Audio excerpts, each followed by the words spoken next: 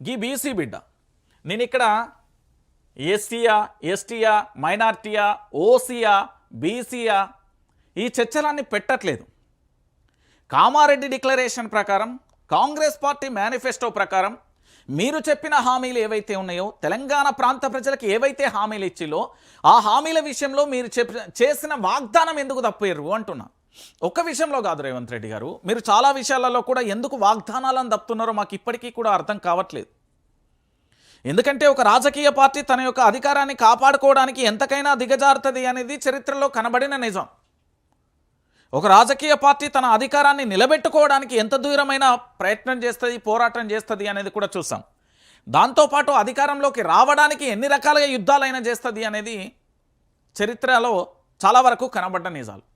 కానీ మీరిచ్చిన వాగ్దానాల కోసం నాడు శ్రీకాంతాచారి, నేడు తమ్ముడు బీసీల కోసం నిప్పంటించుకొని సాయి ఈశ్వరాచారి మరణం అనేది తెలంగాణ బీసీ నేతలందరినీ కూడా చాలా వరకు కూడా బాధించింది, వేధించింది, భయభ్రాంతులకు గురి చేసింది.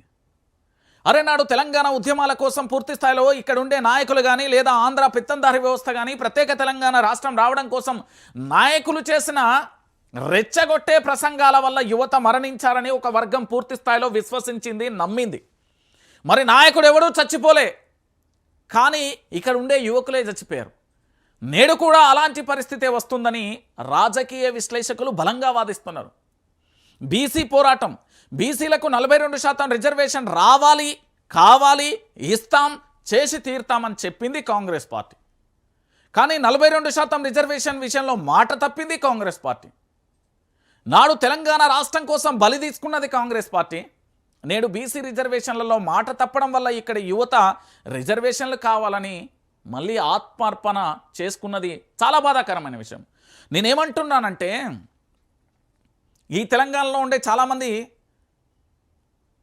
వ్యక్తులతో మాట్లాడిన చాలా బాహాటంగా ఓపెన్గా స్టేట్మెంట్ ఏంటి అంటే, పోరాటం అనేది పలు విధాలుగా పలు సందర్భాలలో అప్పుడున్న ఆ పరిస్థితులకు అనుగుణంగా మన పోరాట వ్యూహాలను మార్చాలే తప్ప మీ ప్రాణత్యాగాన్ని చేసుకుంటే, ఇప్పుడు నా దగ్గర కొంతమంది లిస్ట్ ఉందండి, ఓపెన్ స్టేట్మెంట్గా మాట్లాడదాం. ఎందుకంటే దీనికోసం నిన్న నేను మొత్తం ప్రయత్నించి మరీ వెతికే ప్రయత్నం చేసిన.